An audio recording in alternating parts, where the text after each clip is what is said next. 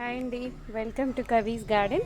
కవీస్ గార్డెన్లో ఇప్పుడు మీరు చూస్తున్నవి క్యాబేజ్ మొక్కలు అన్నమాట. ఇది నా చిన్ని క్యాబేజీ, చిట్టి క్యాబేజీ తోట. అంటే మీకు అర్థమైంది అనుకుంటా, నేను చెప్పడం ఇంకేం అర్థమైందో నాకు కామెంట్స్లో చెప్పండి.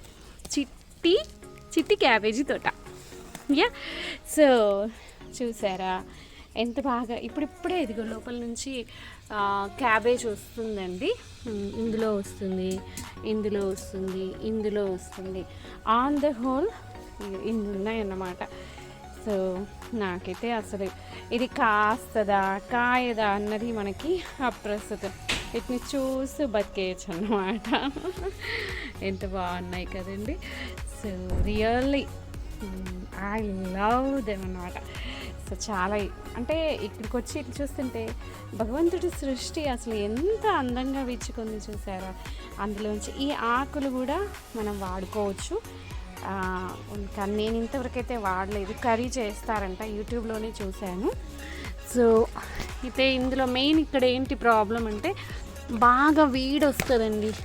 గడ్డి చెట్లు వీటి చుట్టూత ఎప్పుడు తవ్వటం పెడితే ఇదిగో చూసారా, కొంచెం పట్టించుకోకపోతే ఇది బుడ్డిది అలాగే ఉండిపోయింది.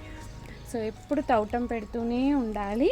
4 రోజులు ఏదన్నా పని వల్ల నేను కొంచెం ఇందులోకి రాక చూసుకోకపోతే ఇంకా అవి అలుగుతాయి అన్నమాట. సో ఇది మన క్యాబేజీ తోట. సో ఈ ప్లేస్ని నేను ఈ విధంగా యూటిలైజ్ చేసుకున్నాను. యాక్చువల్లీ ఇక్కడ మనకి లాన్ ఉండింది, అది పాడైపోయింది. సో కొంచెం ఎండిపోయి అట్లా ప్యాచెస్ ఉంటే నాకు నచ్చలేదు. తీసేసి ఇక్కడ మనం క్యాబేజీ తోట వేసుకున్నాం అన్నమాట. సో ఇంకా ఉన్నాయి సాప్లింగ్స్ అక్కడ మీకు కనబడ్డాయా. సో ఆ లెమన్ గ్రాస్ తొట్టిలో కింద ఉన్నాయి క్యాబేజ్ సాప్లింగ్స్, అవే మనం తీసి ఇక్కడ పెట్టుకున్నాము.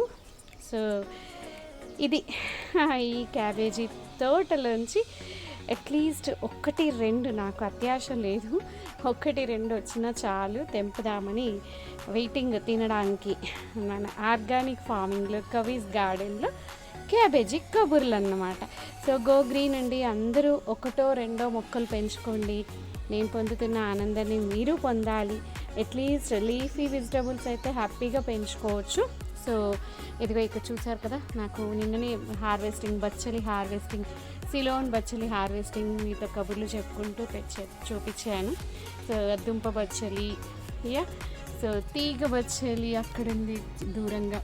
సో ఇది మన కవీస్ గార్డెన్ కబుర్లు అన్నమాట. So go green, happy gardening, bye bye, see you all, take care.